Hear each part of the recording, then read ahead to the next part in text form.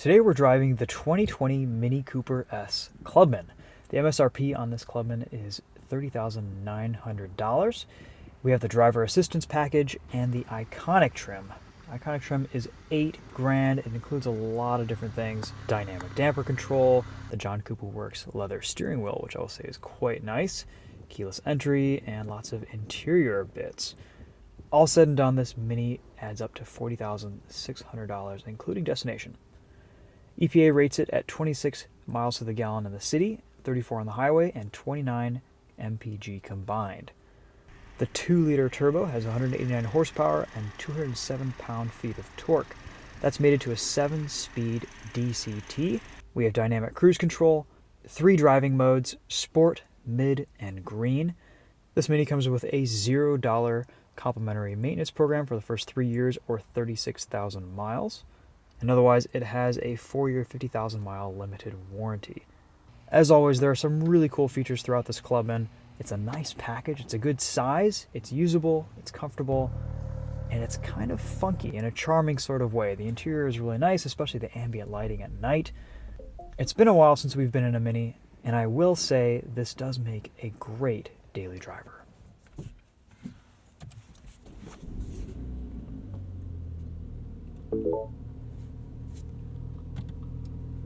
All right, guys, we're gonna go for a drive here, and we've got Charlie from Daily Motors / Winding Road Magazine videos as well. Yeah. I used to think Minis were really expensive, but they've been about 30-40 grand for the last 10 years. This one is about 31,000 base MSRP. It has $8,000 worth of pretty much useless options in my opinion, but it does make for a nicer overall package. But this is a really interesting car. It's kind of small car big. It's about the right size for a big Mini. I think any bigger and you start to get into sacrilege with the brand. I almost want to sit in the back for a minute and see what that's like. So your seat's set about 5'10". 5'10". We're both 5'10". Oh, I could do a ride in this. Yeah, it's fine. There's almost more room than a 3-seater. Good amount of head space. Yeah. And you fold those seats down. Now this is my favorite part of the Clubman. We've got dual windshield wipers. Oh wow! Okay, I didn't know that. Doug DeMuro would flip a whatever about those. And then these Power, doors, or automatic. They just kind of they're strut, charged. Pretty cool, yeah. Yeah. Of course, you have to close this one first. Clubman. You know, this exhaust kind of sounds a little cool. It's a little throaty. Let me get a little. And they have the beer can tips on it as well. Yeah, throw it into sport mode and give it a little rev.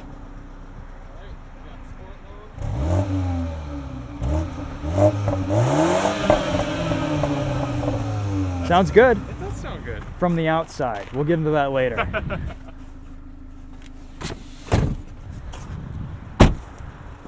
Lots of USB-C ports in the Clubman. You know, that's an interesting point. Which is very 2020 of them. You know, I have an Android Galaxy S10, and I still don't find purpose to the USB Type-C ports. I mean, maybe it's a future-proofing on a lot of these manufacturers' It's got to be a future-proofing thing, yeah. But I still use USB-A to USB-C for any of my charging. FYI, this oil is not coming from the Mini. There was a Model A, Model T club that was here a few weeks ago. What do you think about this color, Chris? It reminds me of salmon. It kind of makes me, it's one of those colors that makes me hungry. Like the chocolate mocha cappuccino colors on Fiats. And those make me want to crave coffee. I can see that. You know, there is a quality feel to everything. I mean, I guess there is a bit of a twanginess to that door. It's also solid. Minis have had this solid hardness to them kind of ever since they came out, and they have gotten more refined over time. But yeah, there's also a lot of BMW influence in this car. This is the front wheel drive one, DCT, 7-speed. We have winter tires. What a concept. Yeah.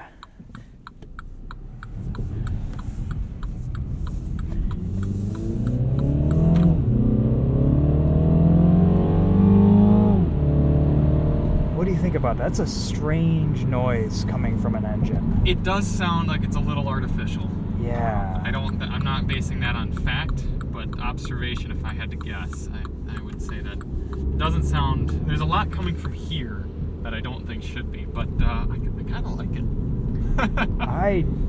I'm confused. I really don't know what to think about it. Well, and that makes sense. I mean, you're an automotive guy. You drive race cars. You drive high performance type of stuff. You've got a really good sound on a lot of your personal vehicles.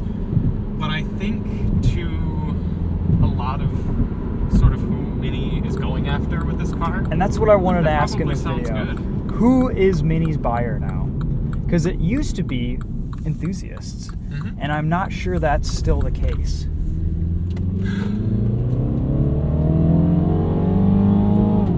I mean, these cars drive well enough. They're sporty, they're sharp, they're fun, but they're a little dull, they're a little muted. And, this isn't the supercharged screamer that, Mini first came out with that kind of took front-wheel drive hot hatchery by storm. It's a little bit faded into the background, especially with a lot of the other offerings on the market these days. Who do you think are Mini buyers these days? I mean, it's kind of a higher end, luxury hot hatch in a way from BMW with a lot of BMW influence. Yep, I think you sort of alluded to what I'm about to say. I think Minis in general, whether it's a Cooper, a Clubman, or even getting up to the Countryman, it's for someone who doesn't realize the GTI exists. Yeah. Or they, for whatever reason, don't want a GTI, but they want sort of almost the more expensive GTI. Mm-hmm. Let's do a launch control here. Sure.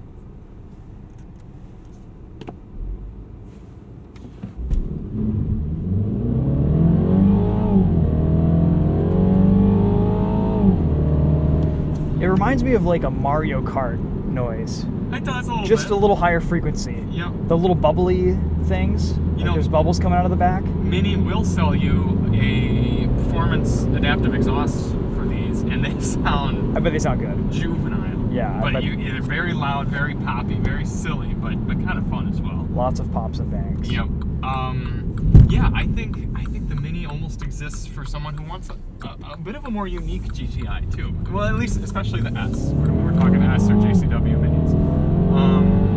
Because as much as us auto enthusiasts like the GTI, it can be a little dull. Yeah. It's fun, but it's a little bland, especially to someone who's maybe not exactly a car person, but knows they want some style, some substance, something different. The Mini kind of provides that. You've got some nice materials. There's a lot of interesting design language going on in here, and they've really honed it and figured it out these last few years. Yep. Whereas before, I think they were kind of still finding themselves. Now they've really settled into this look, into this aesthetic. The steering wheel is great. It's got great chunkiness, really nice stitching, and this is really the only John Cooper Works influence here, right?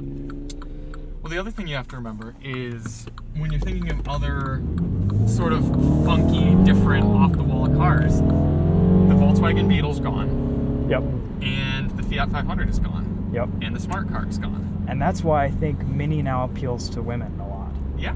So, and that's pretty much all I see, at least in my very narrow scope of seeing new Mini drivers. Yep. I see a lot of base Cooper S's or base Coopers driven by younger women. Yep.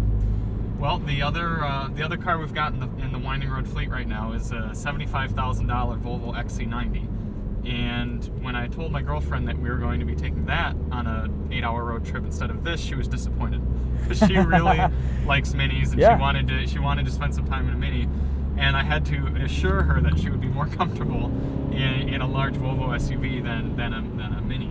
But however, this isn't bad. No, this is actually quite comfortable. The ride quality's fine. She's probably going to be disappointed in me when she spends some time in this and realizes that we missed out on that. But yeah, it's even got adjustable thigh support for the seats. The passenger seat over here is power with surprisingly 4-way lumbar adjustment. That's nice. This seat is just as adjustable as the $75,000 Volvo seat on the passenger side. There you go. You've got, for 31 grand or 40 grand. Mm-hmm. Yeah, no, it's this is actually I've been in a lot of cars, and this is my first time in a Clubman.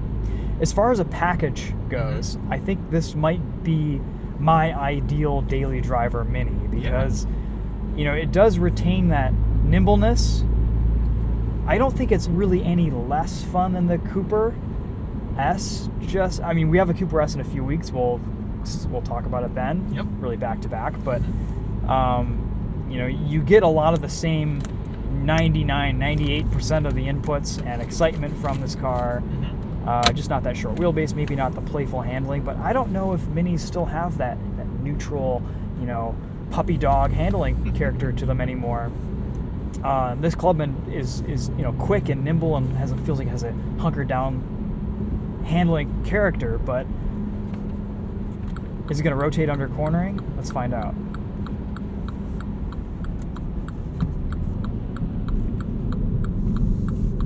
Also, we're on winter tires.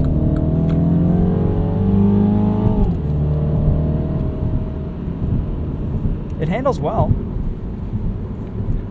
It's fun enough, and especially if you were rowing your own with the standard 6-speed on this, I mean, you could have some fun with it. That's the other thing too, is this DCT is great. Oh yeah. It's a really good gearbox. It really is. As far as DCTs go, that downshift was a total mess, but how do you feel about the manual transmissions in Minis now? Well, I actually had the unique experience to do a back-to-back comparison with identical Mini Cooper JCWs. The only difference was the transmission. Okay. And I went into the test fully expecting to pick the manual. I mean, the whole save the manual ethos. I mean, we as driving enthusiasts, we love manuals.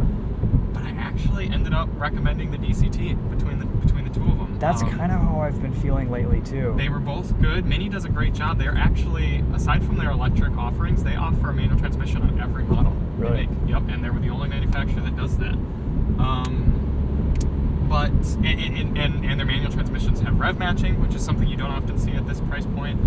But the DCT is so good that you're not sacrificing much to get that added convenience in day-to-day driving, heavy traffic, snowy type situations. I mean, if you're someone who isn't married to the idea of always having a manual transmission in your household, the DCT really provides a lot. Yeah, this is a good gearbox. And also, if you're gonna have a manual, it's gotta be good. It's gotta, it's gotta be a really well engineered gearbox. And I'm just not sure that this is quite there. It's not as good as the GTI, I think. GTI 6-speed. Well, you'll find out in a few weeks with the 6-speed Mini Cooper Oxford edition. That's right. So, looking at the pretty window good handling sticker here, too, yeah.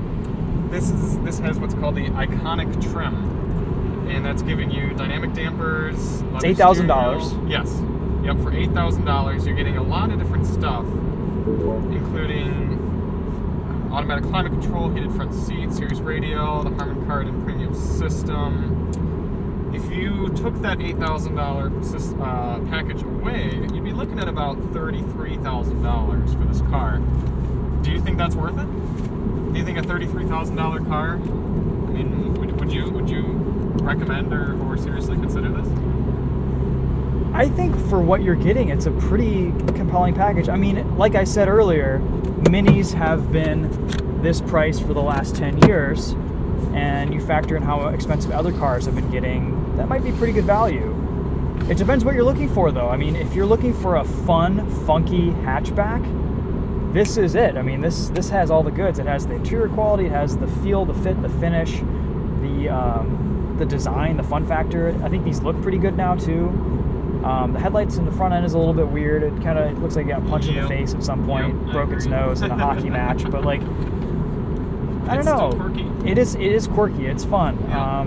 In this you get decent radar guided cruise control, stuff like that. I think there's a lasting effect that the Mini provides that some other cars wouldn't. I think if you just bought a standard Golf or maybe a Civic, for example, and 6 months into ownership, you're walking out in the grocery store parking lot to your car, and you might kind of just be like, there's my Civic type of deal. Whereas this is a car that you're going to look back at, for sure. You're going to look back at it. You're going to come out. There's rarely, if ever, are you going to be parked next to the same car. Yep. If that's something that's important to you, and I think to a lot of Mini buyers it is, these interesting little design elements where you've got your tack kind of built into the center display here in an LED form. It's cool. It's different. I think that appeals to a lot of people. There is a pretty big enthusiast base with these minis as well. Cruise control is not working for me right now for some reason. Maybe the sunlight might be messing it up. Yeah, it's the sun. That's it. That's got to be it. Yeah. But yeah, there's a huge enthusiast base with these cars. There's events that you can go to. There's Tail of the Dragon, minis of the Dragon, which is not far from us. A good day's drive. That would actually be pretty fun to do in a mini sometime. That would be. See how it goes. Absolutely. But yeah, all right. Well, that kind of sums it up. This is not. I'd be a little hesitant to call this a hot hatch in the sense. It's not a hatch. It's a barn door. It's a hot hatch wagon. Hatch wagon. I don't know. Yeah, it is a barn door. I love the barn door, except you can't see directly behind you. It's like the new Formula One cars with the you got a halo thing. Yeah. Rear halo. Yeah. They led the way with that design, I guess. But that's okay. I mean, if you're flat out in this thing, you don't need to look behind you much anyway. I like the little toggle switches. Let's do another little fun time here around this entrance ramp. Of course, Sure. we have winter tires. How's the steering feel? Does it feel pretty It's direct? as numb as can be. I don't Really? feel anything through here. I really, really don't. That's disappointing. Yeah, I mean, I can feel the front wheels starting to slip a little bit through the chassis, but that's it. Okay. The Volvo had better steering. The XC90 had better steering than this. And that's a disappointment. So I think, if this car had a slightly better, more communicative steering and inputs, I would feel a little bit better about it. Okay. But I'm getting nothing from this wheel, Gotcha. which is kind of sad. Okay, this or a fully loaded Mazda 3? Ooh, that's a good question, because the new Mazda 3 is good. The new Mazda 3 isn't necessarily as fun as the old Mazda 3 used to be, and it's definitely not as quick as this Mini. I mean, as far as, I don't know, personally I would go with the Mazda 3 just because you have Japanese simplicity, and this is BMW complexity, and as a long-term proposition, I think the Mazda 3 would treat you a little bit better with reliability. I think that brings up a really good point, because you've got German complexity and you have British build with this car, and minis have not exactly been known for being rattle-free after 40,000 miles. Sure. I mean, there's a lot of technology in this car, though. I'm getting, I've gotten so many messages on this drive through the Mini infotainment, and it's really, I feel like it's taking care of me, and it's really got my best interests in mind. But, some of the implementation is good. There's a lot of, you've got the BMW wheel in here, which is cool. I do like that you're able to do it with this little joystick control, but you can also just touch it. Yes. So you kind of get the best of both worlds. That's right. And one thing that I've always thought that's kind of weird about Mini, and I don't know if BMW does this also, but I feel like the scrolling direction is completely backwards. Completely 100%, 180 degrees reversed. So, but that just takes a little bit of getting used to.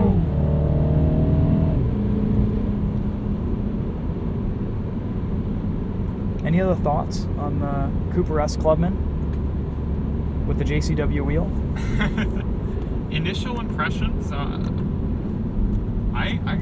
like it.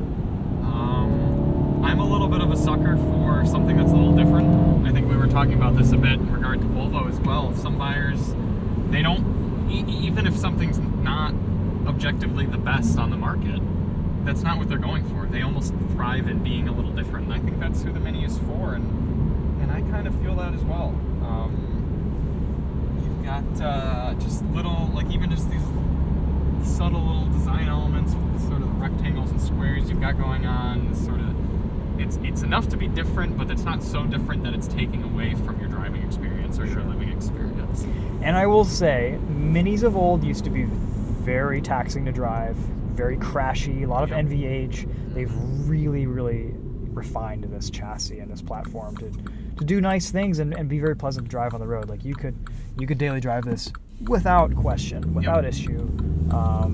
Whereas that necessarily wasn't really the case before. And I'll also say that anecdotally and objectively, every BMW that I've been in or tested has overachieved fuel economy numbers. Sure, yeah, the gas mileage from this is going to be awesome. Yep.